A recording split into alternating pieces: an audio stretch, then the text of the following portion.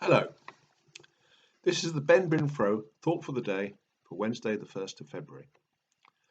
And the reading is from John's Gospel, it's chapter 15, verses 18 to 27, and I'm reading using the NIV.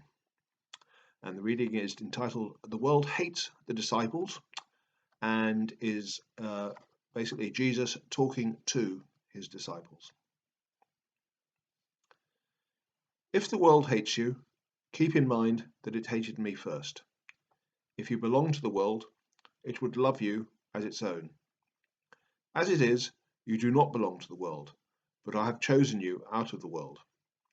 That is why the world hates you. Remember what I told you. A servant is not greater than his master. If they persecuted me, they will persecute you also. If they obeyed my teaching, they will obey yours also.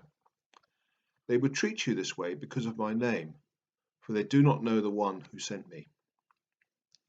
If I had not come and spoken to them, they would not be guilty of sin. But now they have no excuse for their sin. Whoever hates me hates my Father as well.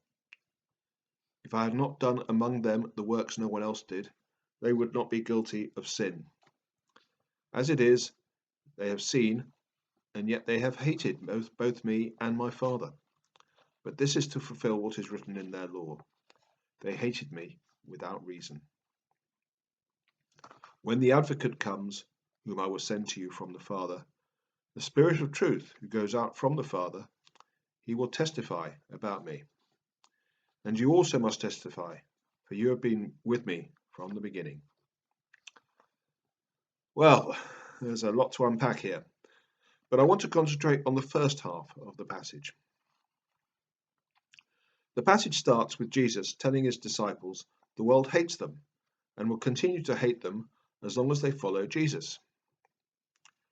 The passage continues in verse 20 with Jesus stating, "A servant is not greater than his master," which meaning if they persecuted me, they will persecute you also. It is a warning of what is to come.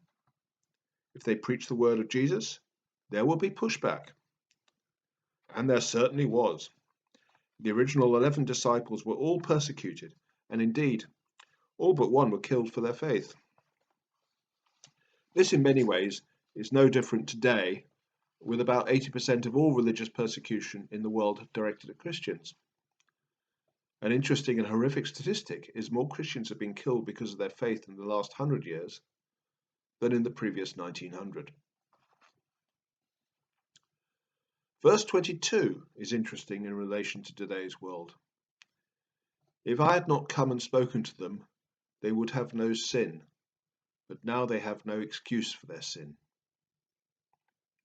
Today, there are Christian-managed organizations, such as hospitals and orphanages, that are welcomed across the world by many governments, even some that oppose Christianity. But these Christian organizations keep quiet about sin, meaning they keep quiet when people don't believe in Jesus. Similarly, in many churches, sermons are made that tell unrepentant sinners Jesus loves them as they are and has a wonderful plan for their lives, full of earthly riches. And such sermons are cheered. But verse 22 implies a Christian not addressing sin to sinners is a sin in itself. So, such Christian organizations seem, in some ways, to look for easy short-term measures while seemingly ignoring the true word. There are modern-day examples of major religious organizations doing similar. For instance, why have so many officials in the Church of England tolerated modern issues such as same-sex marriage and trans rights when the Bible states marriage is between a man and a woman? Is it because they want a quiet life?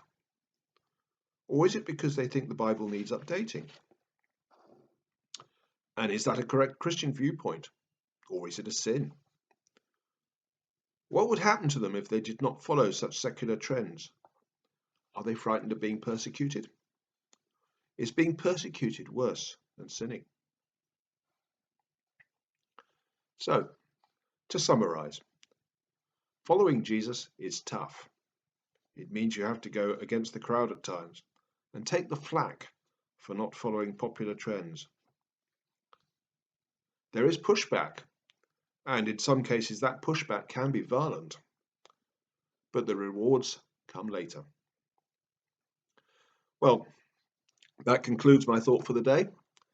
Thank you for listening and have a good day.